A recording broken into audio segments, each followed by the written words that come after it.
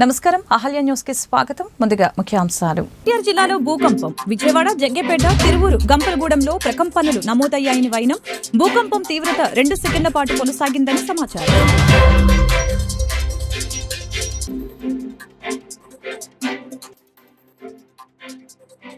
కూటమి ప్రభుత్వంపై విమర్శలు గుప్పించిన వైసీపీ అధినేత జగన్. ప్రభుత్వంపై ప్రజల్లో విపరీతమైన వ్యతిరేకత ఉందని వ్యాఖ్య. రాష్ట్రంలో వ్యవస్థలన్నీ నిర్వీర్యమైపోయాయని విమర్శ.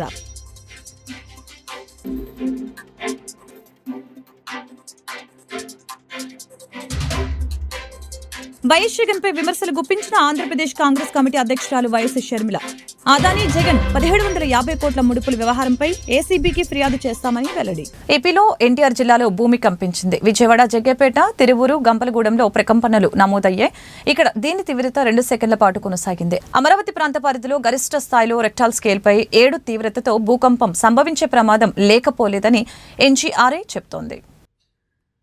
భూకంపం 2 తెలుగు రాష్ట్రాలను కుదిపివేసింది. ప్రజలని భయాందోళనకి గురి చేసింది. అయినప్పటికీ జనం భయకంపితులయ్యారు. ఇళ్ల నుంచి బయటకి పరుగులు పెట్టేలా చేసింది. చాలాసేపటి వరకు రోడ్ల మీదే గడిపారు. ఇళ్లలోకి వెళ్లటానికి భయపడ్డారు. ఏపీ, తెలంగాణలో ఈ భూ ప్రకంపనలు సంభవించాయి. కొన్ని చోట్ల 2 సెకండ్ల పాటు భూమి ప్రకంపించింది. మరికొన్ని ప్రాంతాల్లో 3 నుంచి 4 సెకండ్ల పాటు ఈ ప్రకంపనలు నమోదయ్యాయి. కూటమి ప్రభుత్వంపై వైసీపీ అధినేత జగన్ విమర్శలు గుప్పించారు. తాడేపల్లిలో పార్టీ ప్రధాన కార్యదర్శులు, జిల్లాల అధ్యక్షులతో నిర్వహించిన సమావేశం నిర్వహించారు. ప్రభుత్వంపై ప్రజల్లో విపరీతమైన వ్యతిరేకత ఉందని ఆయన అన్నారు. ప్రభుత్వం ఏర్పాటైన 6 నెలల వ్యవధిలోనే ఇంత వ్యతిరేకత రావడం ఎప్పుడు చూడలేదని చెప్పారు. సూపర్ 6 లేదు, సూపర్ 7 లేదు. కూటమి నేతలని ప్రజలు ఎక్కడికక్కడ ప్రశ్నించే పరిస్థితులు వచ్చాయని తెలియజేశారు. మద్యం షాపులని చంద్రబాబు, ఆయన మనుషులు చేతిలోకి తీసుకున్నారు. ఒక్కో బెల్ట్ షాపుకి 2 నుంచి 3 లక్షల వరకు వేలంపాట పెడుతూ ఉన్నారని చెప్పారు. ప్రజల తరపున గలం విప్పాల్సిన సమయం వచ్చిందని జిల్లాల అధ్యక్షులు క్రియాశీలక పాత్ర పోషించాలని తెలిపారు. ప్రజలను మోసం చేస్తూ ఆయన చేసిన అనేక మోసాలలో సూపర్ 6లు, సూపర్ 7లు ఎలాగో గాలికి ఎగిరిపోయాయి. ఆ కార్యక్రమం అనేది గాలికి ఎగిరిపోయి ఈ బాదుడు కార్యక్రమం చంద్రబాబు నాయుడు గారు తీసుకొచ్చిన ఈ నేపథ్యంలో కరెంటు ఛార్జీలు తగ్గకపోగా కరెంటు ఛార్జీలు బాదుడు పేరుతో పెంచిన నేపథ్యంలో ప్రజల తరపున పెంచిన ఈ కరెంటు ఛార్జీలను తగ్గించమని చెప్పి పెంచబోయే ఈ కరెంటు ఛార్జీలను జనవరి మాసంలో ఇంకా ఫర్దర్గా పెంచబోయే ఈ కరెంటు ఛార్జీలను ఇంకా ఫర్దర్గా తగ్గించమని చెబుతూ ఇప్పటికే 6,000 కోట్ల రూపాయలకు సంబంధించిన బాదుడు ఆల్రెడీ కరెంటు బిల్స్లో ఇప్పటికే రిఫ్లెక్ట్ అవుతూ ఉంది. మరో 9,000 కోట్ల రూపాయలకు సంబంధించిన బాదుడు ఈ నెల కరెంటు బిల్స్లో, అంటే రేపు నెల వచ్చే కరెంటు బిల్స్లో అది కూడా రిఫ్లెక్ట్ కాబోతూ ఉంది. సో 15,000 కోట్ల రూపాయలు ఏదైతే చంద్రబాబు నాయుడు కరెంటు బిల్లులు ఏదైతే పెంచే కార్యక్రమం చేశాడో ఆ పెంచిన కరెంటు ఛార్జీలను వెనక్కి తీసుకోమని చెప్పి గట్టిగా డిమాండ్ చేస్తూ డిసెంబర్ 27వ తారీఖున ప్రతి జిల్లా హెడ్ క్వార్టర్స్లోనూ ఎలక్ట్రిసిటీ ఎస్సీ ఆఫీసులకు ఒకవేళ ఎస్సీ ఆఫీసులు లేని చోట్ల సిఎండి ఎస్సీ ఆఫీసులతో పాటు సిఎండి ఆఫీసులు ఉన్న కార్పొరేషన్స్ పరిధిలో ఏదైతే ఉంటాయో అక్కడ సిఎండి కార్యాలయాలు, ఇక్కడ వైఎస్ఆర్సీపీ ప్రజల తరపున ప్రజలతో పాటు కలిసి భారీ ర్యాలీగా వెళ్ళి ప్రతి జిల్లాలోనూ వైఎస్ఆర్ కాంగ్రెస్ పార్టీ ప్రజల తరపున చంద్రబాబు నాయుడు గారి ప్రభుత్వాన్ని గట్టిగా డిమాండ్ చేస్తూ పెంచిన కరెంటు ఛార్జీలు ఉపసంహరించుకునేట్టుగా ఒత్తిడి తీసుకొచ్చే కార్యక్రమానికి డిసెంబర్ 27వ తారీఖున చేయబోతా ఉన్నాం. అదే మాదిరిగా జనవరి 3వ తారీఖున కలెక్టర్ల కార్యాలయాలను మళ్ళీ ఫీజు రీయింబర్స్మెంట్ విషయంగా పిల్లలకు సహాయం అందించాల్సిన పూర్తి ఫీజు రీయింబర్స్మెంటు, వసతి దీవెన, విద్యా దీవెన, వసతి దీవెన ఈ రెండింటికి సంబంధించిన బకాయిలు 3,900 కోట్ల రూపాయలు ఏదైతే ఉన్నాయో చంద్రబాబు నాయుడు గారి ప్రభుత్వం ఏర్పడిన తర్వాత పూర్తిగా పిల్లలకు ఫీజులు కట్టకుండా బకాయిలుగా పెట్టిన నేపథ్యం. కేంద్ర రాష్ట్ర ప్రభుత్వాల పనితీరుపై ఆంధ్రప్రదేశ్ కాంగ్రెస్ కమిటీ అధ్యక్షురాలు వైఎస్ షర్మిల నిప్పులు చెరిగారు. ఆదాని జగన్ 1750 కోట్ల ముడుపుల వ్యవహారంపై ఏసీబీకి ఫిర్యాదు చేస్తామని వెల్లడించారు. అధికారం చేపట్టి 6 నెలలైన సూపర్ 6 ఎక్కడ అమలు చేయడం లేదని ఆరోపించారు. ఎన్నికల ముందు హామీలిచ్చి రాష్ట్ర ప్రజల్ని చంద్రబాబు మోసం చేశారని ఆరోపణలు గుప్పించారు. ఆదానితో చేసిన ఒప్పందాన్ని వెంటనే రద్దు చేయాలని డిమాండ్ చేశారు. బీజేపీకి ప్రజాస్వామ్యం అంటే విలువ లేదని స్పష్టం చేశారు. బుధవారం ఆంధ్రరత్న భవన్లో ఏపీసీసీ అధ్యక్షులు వైఎస్ షర్మిలారెడ్డి మీడియా సమావేశం నిర్వహించారు. ఈ సమావేశంలో ఆమె మాట్లాడుతూ ఉత్తరప్రదేశ్లో రాహుల్ ప్రియాంక గాంధీలను అడ్డుకోవడం దారుణమైన చర్య అని తెలియజేశారు. బొత్స తీరు పచ్చకామెల్లో వచ్చినోడికి లోకమంతా పచ్చగా కనిపించినట్లు ఉందని, నిజంగా పర్సనల్ విషయాలు మాట్లాడితే జగన్ అడుగు కూడా బయట పెట్టలేడని అన్నారు. తాను జగన్ అవినీతి నిర్లక్ష్యాన్ని మాత్రమే ప్రశ్నించానని చెప్పారు. ఆదానీతో జగన్ ఒప్పందాలను రద్దు చేయడానికి బాబు ఎందుకు వెనకడుగు వేస్తున్నారని ప్రశ్నించారు. చంద్రబాబు ఆదాని పేరు కూడా ఎత్తటం లేదని, జగన్ సొంత ప్రయోజనాల కోసం రాష్ట్రాన్ని తాకట్టు పెట్టారని అన్నారు. అధికారం చేపట్టి 6 నెలలైనా సూపర్ 6 పథకాలను ఎక్కడ అమలు చేసిన దాఖలాలు లేవని చెప్పారు.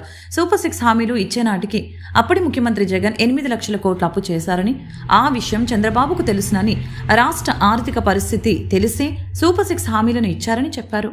రైతులకు 20,000 ఆర్థిక సాయం, 20 లక్షల ఉద్యోగాలు, ప్రతి మహిళకి 1,500, ఒక్కొక్క బిడ్డకి 15,000, మహిళలకి ఉచిత బస్సు ప్రయాణం వంటి హామీలు ఏమయ్యాయి అని ప్రశ్నించారు. శక్తి ఒప్పందాలపై ఏసీబీకి ఫిర్యాదు చేస్తామని చెప్పారు.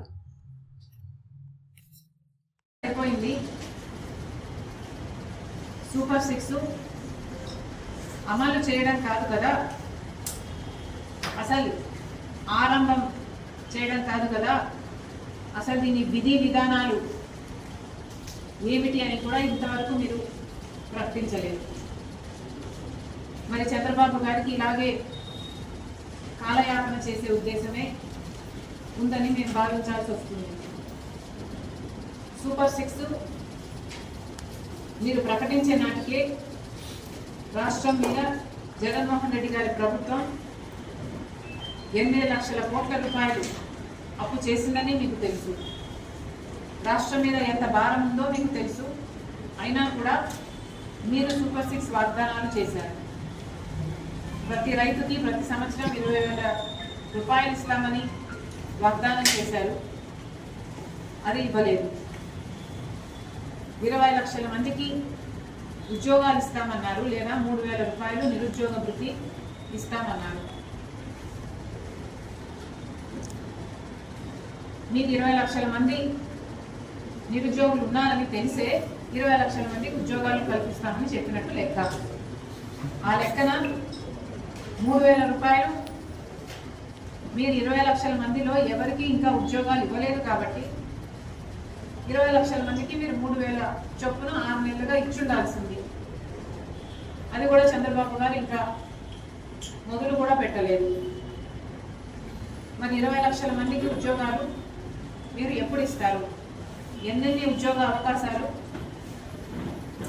ఎప్పుడెప్పుడు కల్పిస్తారో మీరు ఆ బిడ్డలకు చెప్పాల్సిన అవసరం లేదా?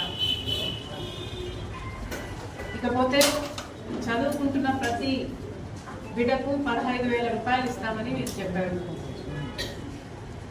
4 బిడ్డలు ఉంటే 60,000 రూపాయలు ఇస్తామని ప్రతి మీటింగ్లో చెప్పారు. మరి ఇంతవరకు దాని ప్రజా దర్బార్లో వచ్చే సమస్యల్ని పరిష్కరించే బాధితులకు అండగా నిలుస్తామని విద్య, ఐటీ శాఖల మంత్రి నారా లోకేష్ పేర్కొన్నారు. పలు సమస్యలపై తక్షణమే స్పందించి పరిష్కారానికి ఆదేశాలు జారీ చేశారు. తెలుగు నేల సాంప్రదాయ కళ ఔన్నత్యానికి కొండపల్లి బొమ్మలు చిహ్నమని జిల్లా కలెక్టర్ డాక్టర్ జి లక్ష్మీష తెలిపారు. సమిష్టి కృషితో కొండపల్లి బొమ్మ కళకి పునర్వైభవం తెద్దామని, కళా సుస్థిరతకి ప్రభుత్వ పరంగా పూర్తి మద్దతుంటుందని తెలిపారు. ఆంధ్రంలోనే దేశంలోనే పాపులర్ కొండపల్లి బొమ్మలు చేసే ఊరికి ఈరోజు వచ్చున్నాము. ఇక్కడ సొసైటీ ఉన్న వీళ్ళతో కూడా ఇంటరాక్ట్ చేస్తున్నాము. అలాగే ఫారెస్ట్ అధికారులు అందరూ, డిఆర్డిఏ వాళ్ళు అందరూ వచ్చున్నారు. ఇక్కడ ముఖ్యంగా రా మెటీరియల్ అయితే ఉందో తెల్ల తునికి చెట్టు, దీని గురించి సప్లై ఇష్యూ ఉందని ఇప్పుడు ప్రభుత్వం ద్వారా ఎన్ఆర్జీఎస్ ద్వారా దీనికి నర్సరీని కూడా పెంచి సో వాళ్ళకి అందచేయడానికి ఆదేశాలు ఉన్నాయి. దానికి పాసిబిలిటీస్ ఏముందని ఈరోజు ఎక్స్ప్లోర్ చేయడానికి ఫారెస్ట్ డిపార్ట్మెంట్తో అలాగే ఎంజీఎన్ఆర్జీ డిపార్ట్మెంట్ రావడం జరిగింది. అలాగే లోకల్ ఆర్టిజన్స్ కూడా ఉన్నారు, వాళ్ళతో కూడా ఇన్స్ట్రక్షన్ చేయడం జరిగింది. సో ఇది ఒక మంచి ట్రెడిషన్. ఇది వెరీ ఫ్యూ పీపుల్, కొంతమందే ఈ కొండపల్లిని మాత్రమే చేయగలిగే ఈ కళ. దీనికి రాష్ట్ర వ్యాప్తంగా అలాగే దేశవ్యాప్తంగా గుర్తింపు వచ్చింది మనకు తెలిసే ఉంది. ఇప్పుడు ఈ దిశగా ప్రభుత్వం నుంచి వీళ్ళ కళని అలాగే కాపాడుకుంటూ సో వీళ్ళకి కావాల్సిన సపోర్ట్ చేయడానికి ఏ ప్రకారంగా వర్కౌట్ చేయాల్సి ఉంటుంది, ఏమేమి సమస్యలు ఉన్నాయని చర్చించడం జరిగింది. దీనికి ఒక పాలసీ ప్రకారంగా ఫారెస్ట్ డిపార్ట్మెంటు అలాగే ఎంజీ ఎనర్జీ డిపార్ట్మెంటు కోఆర్డినేట్ చేసుకుంటూ సో ఇది మీకు తెలిసే ఉంది, చెట్టు ఫారెస్ట్లో వస్తుంది కాబట్టి దీన్ని ఓవర్ ఎక్స్ప్లాయిట్ చేయడం కూడా అంత మంచిది కాదు. At the same time continuous supply కూడా పెట్టాల్సిన అవసరం ఉంది కాబట్టి ఈ రెండింటిని బ్యాలెన్స్ చేసుకుంటూ ఎట్లా ముందుకెళ్ళడానికి కొన్ని ఇంటర్నల్గా చర్చలు జరుపుకుంటాము. అలాగే ఇక్కడ ఉన్న మెంబర్స్ కూడా ఫీడ్బ్యాక్ తీసుకొని సో ఇది ఈ కళ అయితే ఉందో దీన్ని కంటిన్యూ చేయడానికి సస్టైనబుల్గా సుస్థిరంగా దీన్ని కొనసాగించడానికి కావాల్సిన అన్ని సిద్ధతలు ఏర్పాట్లు ఒక పాలసీ ప్రకారంగా చేసుకుంటూ సో ఈ కళ ఇలాగే కంటిన్యూ అయ్యేలాగా అలాగే దీని గురించి ఇంకా ప్రపంచవ్యాప్తంగా తెలిసేలాగా సో దీన్ని ప్రమోట్ చేయడానికి కూడా జిల్లా యంత్రాంగం ద్వారా సో అలాగే గవర్నమెంట్ ద్వారా ప్రయత్నం చేస్తామని సందర్భంగా తెలియజేస్తున్నాను. దీనికి ముఖ్యంగా మార్కెటింగ్ గురించి పెద్దగా సమస్య లేదు, బికాజ్ చాలా మంచి డిమాండ్ ఉంది.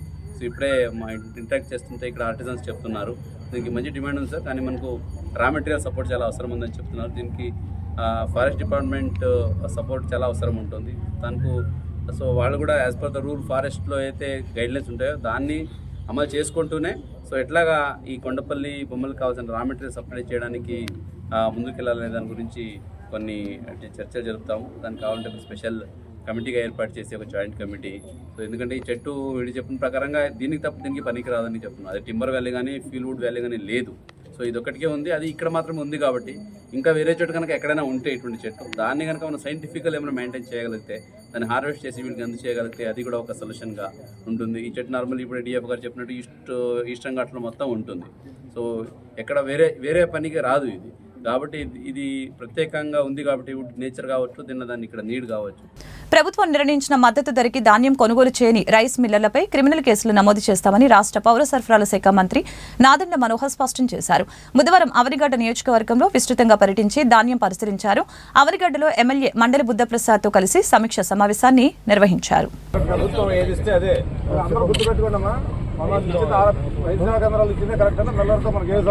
మిల్లర్ మిమ్మల్ని ఇబ్బంది పెడితే మీరు దయచేసి ఒక మాట చెప్పండి సరేనా, అతన్ని బ్లాక్ లిస్ట్ చేస్తాం. ఎట్టి పరిస్థితుల్లో ఇవాళ ఈ 1262 ఇంకేమైనా ధాన్యం కూడా ఎక్కడున్నా కూడా ప్రభుత్వం నుంచి మేము కొనుగోలు చేస్తాం. మిల్లర్ లేకుండా మేము పంపించుకోండి, ఇబ్బంది అయితే మాత్రం మాకు చెప్పండి సరేనా. ఇంకోటి రాష్ట్ర వ్యాప్తంగా మా కూటమి ప్రభుత్వం రైతులకు అండగా నిలబడాలని భరోసాన్ని ఇచ్చే విధంగా ధాన్యం కొనుగోలు విషయంలో అద్భుతమైన కార్యక్రమాలు తీసుకెళ్తాం. అనుకోకుండా కొంచెం వాతావరణంలో మార్పులు వచ్చింది కాబట్టి కొన్ని ప్రాంతాల్లో ఒక అలజడి సృష్టించి కొంతమంది దళాలు రైస్ మిల్లర్లు రైతుల్ని కొంచెం ఇబ్బంది పెడుతున్నారనే సమాచారంతో క్షేత్రస్థాయిలో మేమందరం కూడా పర్యటిస్తున్నాం. ఈరోజు కృష్ణా జిల్లాలో అవనిగడ్డ నియోజకవర్గంలో పెద్దలు మండలి బుద్ధప్రసాద్ గారితో ఈ 3 మండలాల్లో రైతులతో మమేకమై వాళ్ళ సమస్యలు తెలుసుకొని ప్రధానంగా ఇక్కడ తేమ శాతం ఎక్కువ ఉంది అనే ఆలోచన. రెండోది 1262 నంబర్లు ధాన్యం కోసం వాళ్ళు కొంచెం ఆందోళన చెందుతున్నారు. ఈ 2 సమస్యలపైన కూడా అధికార యంత్రాంగంతో టెలికాన్ఫరెన్స్ ఏర్పాటు చేసి రైస్ మిల్లులందరికీ కూడా ఆదేశాలు ఇవ్వడం జరిగింది. ఎట్టి పరిస్థితుల్లో చివరి గింజ వరకు కొనే బాధ్యత రాష్ట్ర ప్రభుత్వం తీసుకుంటుంది. ఎక్కడ కూడా కనీస మద్దతు ధర కన్నా తక్కువ కొంటే రేపటి నుంచి కలెక్టర్ గారికి దాని ఆదేశాలు ఇవ్వడం జరిగింది. వాళ్ళకి ఖచ్చితంగా వాళ్ళపైన క్రిమినల్ యాక్షన్ తీసుకునే విధంగా కేసులు పెట్టే విధంగా మేము ముందుకెళ్తాం. రైతు ఎవరు కూడా మిల్లర్ దగ్గరికి వెళ్ళి మాకు అన్యాయం జరిగిందనే భావన వాళ్ళకి కలగకూడదు.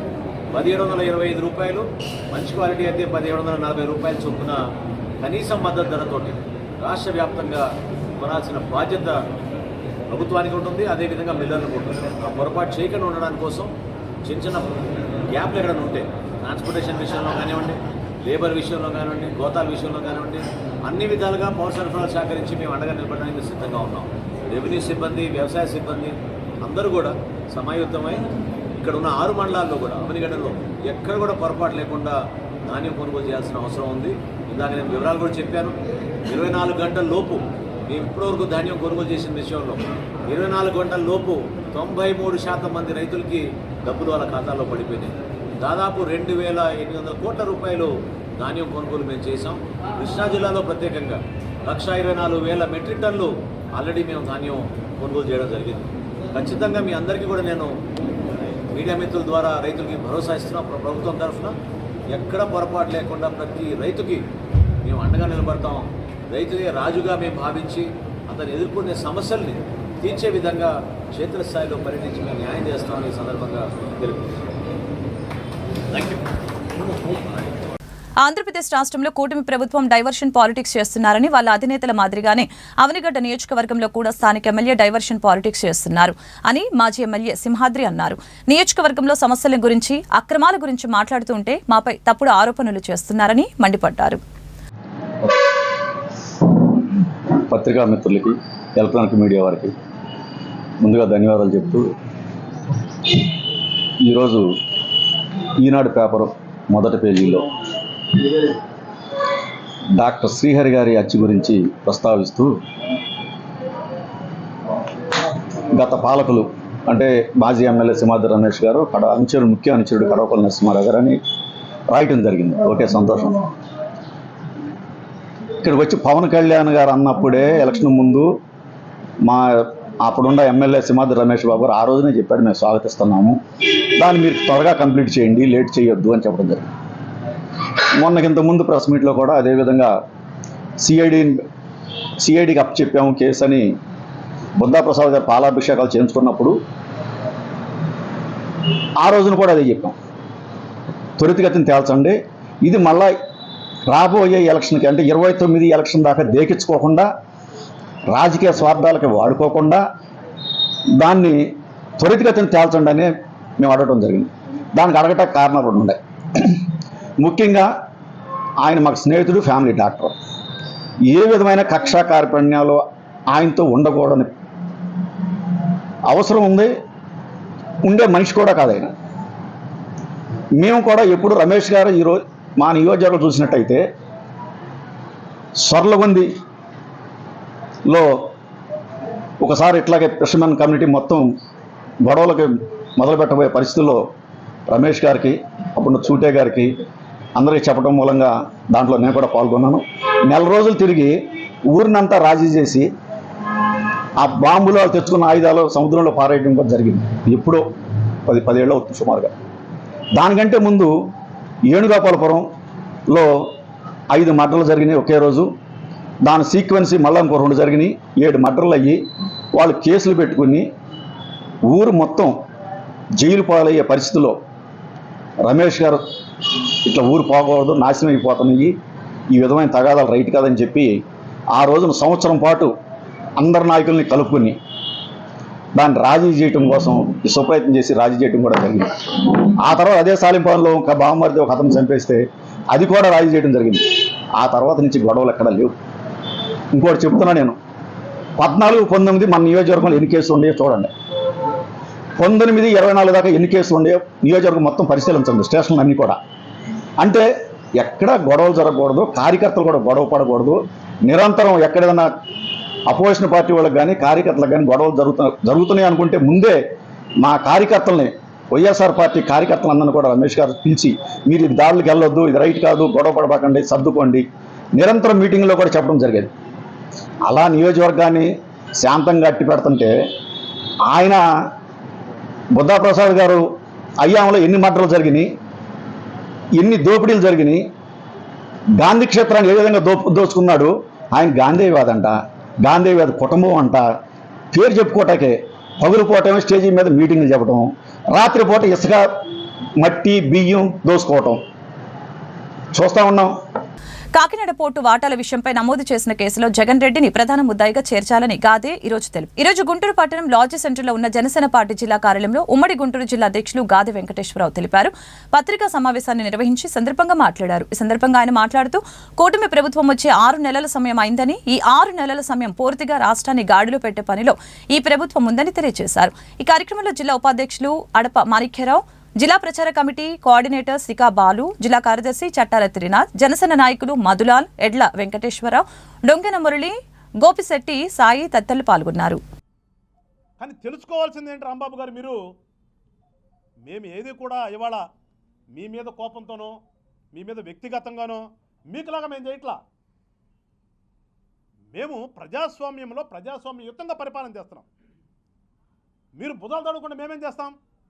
ఎందుకంటే మీరు చేసినటువంటి పాపాలు కానీ మీరు చేసినటువంటి దుర్మార్గాలు అన్నీ కూడా వస్తున్నాయి. ఒక్కోదానికి పరిగెత్తుకుంటూ వస్తున్నాయి. అవి పరిగెత్తుకుంటూ వస్తున్నప్పుడు మేమేదో చేస్తున్నామనే ఫీలింగ్లో మీరుంటే అది మీ దౌర్భాగ్యం. అంతకుమించి ఏంలే. మీరేదో పవన్ కళ్యాణ్ గారిని క్రిటిసైజ్ చేయాలి, మనోహర్ గారిని క్రిటిసైజ్ చేయాలనుకుంటే ఏదో చెప్తారు కదా, ఆకాశం మీద మూస్తే ఆడబడితో అదే సంధాన అన్నీ మీకే తిరిగి వస్తాయి, ఎక్కడికి పోవు. ఇవాళ కాకినాడ పోర్టుని మీరు లాగేసుకున్నదే అబద్ధమా? అదే మేమేం చెప్పలేదు కదా. మీకులాగా మేమేమో వాళ్ళ మీద తీసుకొచ్చి కేసులు ఏం పెట్టించే టైపు కాదు కదా, మాకు అవసరం లేదు కదా. అసలు మీ మీద కేసులు పెట్టిస్తూ టైం వేస్ట్ చేసుకునే పరిస్థితిలో కూటమి ప్రభుత్వం లేదు. ఇవాళ కూటమి ప్రభుత్వం ఉన్నటువంటి ముందు లక్ష్యాలు ఉన్నాయి చాలా. మాకు రాజధానిని నిర్మించాలి, ప్రజలకు మంచి బంగారు భవిష్యత్తును అందించాలనేది ఒక తపనతో మేము ముందుకెళ్తున్నాం. అనునిత్యం మేము దానికోసం పోరాడుతున్నట్టే మీ గురించి ఒక్క నిమిషం కూడా ఆలోచించట్లేదు రాంబాబు గారు. మేము అసలు మీ గురించి ఆలోచించడం అవసరమే లే మాకు. ఇవాళ ప్రజలు 164 సీట్లు ఇచ్చి మమ్మల్ని ఒక బాధ్యత పెట్టారు. ఆ బాధ్యతను నెరవేర్చే పనిలో మేముంటే మీ గురించి ఆలోచన అవసరం మాకేంటి? కాకపోతే మీరు చేసినటువంటి పాపాలని అన్నీ కూడా వాళ్ళ పోలీస్ స్టేషన్కి రిపోర్ట్లు వస్తున్నాయి. వస్తున్నప్పుడు ప్రభుత్వం కానీ చట్టం కానీ తన పని తను చేయక తప్పదు. మీరే చెప్పారు కదా ముందు, చట్టం తన పని తనని అదే చేస్తుంది వాళ్ళు కూడా. మీరు ఆ పోర్టుని ఏ రకంగా లాగేసుకున్నారు, ఎవరికి అప్పచెప్పారు, అది వాస్తవం కాదా? ఎక్కడి నుంచి వచ్చింది అరబిందోకి? పోర్టుల భాగస్వామి ఏ రకంగా వచ్చింది, ఎప్పుడు వచ్చింది? మీరు గుండెల మీద పెట్టుకున్నటువంటి మీ నాయకుడు ముఖ్యమంత్రి అయిన తర్వాతే కదా. ఆ నాయకుడు ముఖ్యమంత్రి అయిన తర్వాత కదా కొట్టేసిందని కాదా? అదే అన్న అబద్ధం? అదేమన్నా అది అబద్ధం అయితే కాదు కదా. పోనీ ఏ రకంగా వచ్చింది వాళ్ళు చెప్తున్నాడు కదా. ఏ రకంగా మెడ మీద కత్తి పెట్టి నాతో రాపించుకున్నారు? 2500 కోట్లు చేసే సెజన్ 400 కోట్లకి 1100 కోట్ల సిల్లర్ ఉన్నటువంటి పోర్టు భాగస్వామ్యం 12 కోట్లకి రాపించుకున్నారని ఇచ్చిన కంప్లైంట్లో ఉన్నదే కదా. అది అవునా కదా అనేది రేపు చట్టం ఇన్వెస్టిగేషన్ చేస్తుంది. మీరు కూడా మీకు పెద్ద పెద్ద లాయర్లు ఉన్నారు కదా ఢిల్లీ నుంచి. మీరు ఇంతకుముందు గవర్నమెంట్ సొమ్ము ఇచ్చినటువంటి లాయర్లు అందరూ మళ్ళీ తీసుకొస్తారు కదా, వచ్చినప్పుడు తెలుస్తుంది. అమరగాయకుడు ఘంటసాల జయంతి వేడుకలు గుంటూరులో ఘనంగా జరిగాయి. ఈ మేరకు నా సెంటర్లోని ఘంటసాల విగ్రహానికి పలువురు ప్రముఖులు పూలమాలలు వేసి ఘనంగా నివాళులర్పించారు. ఈ కార్యక్రమంలో అమరావతి కళా దర్బార్ అధ్యక్షులు పొత్తూరు రంగారావు, సిరసన గండ్ల శర్మ, సత్తార్ తదితరులు పాల్గొన్నారు. ఘంటసాల గాత్రం అంటే ప్రపంచంలో అందరినీ ఆకర్షిస్తూ ఉంటుందని సందర్భంగా తెలిపారు. అమరగాయకుడు ఘంటసాల స్ఫూర్తిగా నిరంతరం సాంస్కృతిక కార్యక్రమాలు నిర్వహిస్తామని వారు వెల్లడించారు. పద్మశ్రీ ఘంటసాల గారు 102వ జయంతి ఈరోజు ఇక్కడ జరుపుతున్నాం నా సెంటర్లో. మీ అందరికీ తెలుసు, కళా దర్బార్ 2004లో మొట్టమొదటిసారిగా నా సొంత డబ్బుతో 25,000 పెట్టి ఆ రోజు సిమెంట్ విగ్రహం పెట్టాను. ఆ విగ్రహాన్ని మహాగాయకుడు కేజే యేసుదాస్ గారు, అప్పటి గవర్నర్ సుశీల్ కుమార్ సిండే గారు వచ్చి ఓపెన్ చేయడం జరిగింది. ఇదే విగ్రహాన్ని మళ్ళీ 2017లో కాంస్య విగ్రహంగా మార్చాం. ఆ కాంస్య విగ్రహం కూడా ఎస్వి బాలసుబ్రహ్మణ్యం గారు వచ్చి ప్రారంభించారు. అలాగే 2011లో సావిత్రి విగ్రహం పెట్టాం. అది చాముండేశ్వరి గారు ఆమె కూతురు చేయించారు. దాన్ని కూడా కృష్ణరాజు, రాధిక, సుహాసిని వీళ్ళంతా వచ్చి ఓపెన్ చేయడం జరిగింది. అలాగే 2017లో ఈ కాంస్య విగ్రహాన్ని ప్రారంభించడానికి వచ్చిన బాలు గారు, తమ్ముడు ఒక చిన్న కోరికరా అని అడగటం జరిగింది. ఏం సార్ అన్నాను, ఒకవేళ నాకేమైనా జరిగితే నా విగ్రహం కూడా పెట్టరా నా సెంటర్లో అనటం జరిగింది. ఆ పట్టుదలతోనే మీ అందరికీ తెలుసు, ఆయన 2020లో మన వదిలేసి వెళ్ళిపోవడం కరోనాతో. 2021లో అప్పుడు ప్రభుత్వం అనేక రకాల ఇబ్బందులు పెట్టిందన్న పర్మిషన్ ఇవ్వడానికి లక్ష్మీపురంలో పెట్టాను. అక్కడ తీసేశారు, ఒక రాత్రి తీసి మరుగుదొడ్ల దగ్గర పడేశారు ఆయన విగ్రహాన్ని. మరి భారతరత్న ఇవ్వాల్సిన అలాంటి గాయకులకి అలాంటి అవమానం జరిగింది. ఇప్పటి ముఖ్యమంత్రి గారు లోకేష్ వీళ్ళందరూ ఆ రోజు నాకు సపోర్ట్ చేసి నిలబడి చేయిస్తే అప్పుడు మళ్ళీ ప్రభుత్వం నన్ను పిలిపించి మాట్లాడి, అప్పటి సజ్జల గారు మాట్లాడి నాతో అప్పిరెడ్డి ద్వారా మళ్ళీ ఆ విగ్రహాన్ని వాళ్ళే భరించి, ఖర్చంతా ప్రభుత్వమే భరించి బాలుగారి విగ్రహం ఇక్కడ పెట్టడం జరిగింది. ఇది మేము కళా దర్బార్ చేసుకున్న విజయంగా భావిస్తున్నాను. ఎందుకంటే రాజకీయ నాయకులు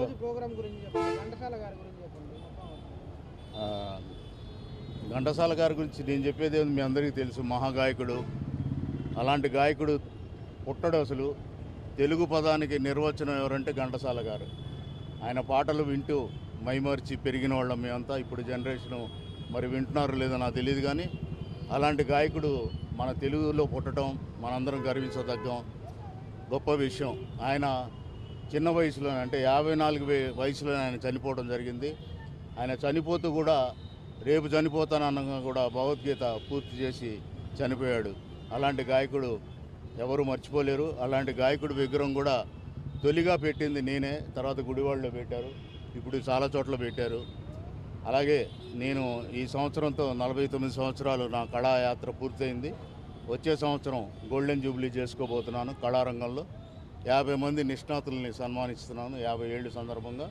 ముఖ్య అతిథిగా గౌరవనీయులు కమల్ హాసన్ గారు ఇచ్చేస్తున్నారు. Thank you.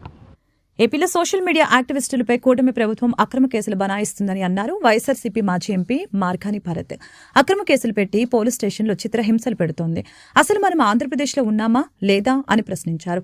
అక్రమ కేసులపై వైఎస్ఆర్సీపీ నేత మార్గాని భరత్ మీడియాతో మాట్లాడారు. ఒక దళితుడిని, చదువుకున్న పిల్లోడిని సోషల్ రెస్పాన్సిబిలిటీగా ఒక చర్చ్ దగ్గర వాటర్ వచ్చి మునిగిపోయింది. అదేవిధంగా వాళ్ళ ఇంటి బయట ఉన్న పార్కులు ఇవన్నీ మునిగిపోయినాయి వర్షం వచ్చి. ఏం చేస్తున్నారని ఫేస్బుక్లో పోస్ట్ పెట్టిన దానికి అతన్ని నిన్న రాజమండ్రి 4th టౌన్ పోలీస్ స్టేషన్లో సిఐ బాజీలాల్ అని వ్యక్తి ఈ పిల్లోడు సాగర్, పులి సాగర్ అని పిల్లోడిని బట్టలు ఊడదీసి స్టేషన్లో అందరూ ఉంటుండగా సెల్లో వేసి ఇంకా అసలు పచ్చి బూతులు తిట్టిన కార్యక్రమం. నిజంగా ఈ అబ్బాయి చెప్తా ఉన్నాడు, సార్ నేను ఏం తప్పు చేశాను, వర్షం పడినప్పుడు కూటమి ప్రభుత్వం వచ్చిన తర్వాత మీరు ఏం చేశారు, 4 రోజుల్లో మీరు చేసిన ప్రక్షాళన ఇదా అని పోస్టులు పెట్టాడు. ఈ బ్రదరన్ చర్చ్ దగ్గర ఇలా మునిగిపోయింది, మీ కూటమి ప్రభుత్వం వచ్చిన తర్వాత నాడు నేడు గతంలో మేమున్నప్పుడు ఏ రకంగా ఉన్నాయి ఇవన్నీ కూడా పెట్టాడు. పెట్టిన దానికి ఈ అబ్బాయిని ఎంత దారుణంగా అసలు 41 నోటీస్ ఇవ్వడానికని పిలిపించుకొని ఉదయం తీసుకుని రాత్రి దాకా స్టేషన్ సెల్లో బట్టలు ఊడదీసిన ఫోటోలు కూడా కనబడుతున్నాయి. అవి కూడా మీకు చూపిస్తాను. అసలు ఫస్ట్ ఈ అబ్బాయి ఏం పోస్ట్ పెట్టాడో ఒకసారి వీడియో పెట్టండి. ఆ పోస్ట్ ఏం పోస్ట్ పెట్టాడు, దాని తర్వాత ఈ అబ్బాయిని ఏ రకంగా ఇచ్చేశారు ఈ పోస్ట్ పెట్టాడు. గతంలోని ఈ పార్టీ వర్షం పడితే ఊరంతా నీట మునిగి, కానీ రోజున నీరు అనేది నిలబడుతున్న ఒక హాఫ్ అవర్ లో నీరు పరిస్థితి. ఇది 2 నెల రోజులుగా అదే పని మీద ఏదైతే డ్రైనేజ్ వ్యవస్థ పైన ప్రక్షాళన చేస్తూ పారిశుధ్యాన్ని ఎప్పటికప్పుడు సమీక్షిస్తూ డీసీటింగ్ మీద ప్రాధాన్యత ఇవ్వడం వల్ల ఈ యొక్క 1 నెల రోజుల కార్యక్రమం ఈ రోజు మీరు ఈ పార్టీ వర్షాన్ని కూడా చూడవచ్చు రోడ్లు ఎలా ఉన్నాయి. గతంలోని అంటే ఈ రకంగా ఉన్నాయి. ఎమ్మెల్యే గారికి చెప్తున్నాడు, ఇంకో బాబు రాజమండ్రి ఈ రకంగా ఉంది, ఈ పాటి వర్షానికి ఇంకో నీళ్లు ఇంకా ఉన్నాయి అని చెప్పేసి చూపిస్తున్నాడు. దానికి స్టేషన్ లో కేసు పెట్టడం, ఈ అబ్బాయిని కూడా అరెస్ట్ చేసి సెల్లో వేసిన వీడియో కూడా ఒక్కసారి పెట్టండి అన్న. ఈ అబ్బాయిని ఏ రకంగా పెట్టారు. ఇది ప్రకాష్ నగర్ పోలీస్ స్టేషన్. ఆ పోలీస్ స్టేషన్ లో ఆ పిల్లోడిని సాగర్, ఈ అబ్బాయిని దళితుడు.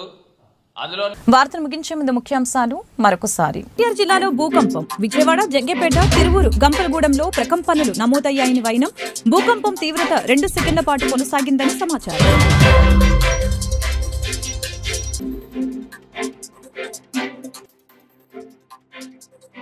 కూటమి ప్రభుత్వంపై విమర్శలు గుప్పించిన వైసీపీ అధినేత జగన్. ప్రభుత్వంపై ప్రజల్లో విపరీతమైన వ్యతిరేకత ఉందని వ్యాఖ్య. రాష్ట్రంలో వ్యవస్థలన్నీ నిర్వీర్యమైపోయాయని విమర్శ.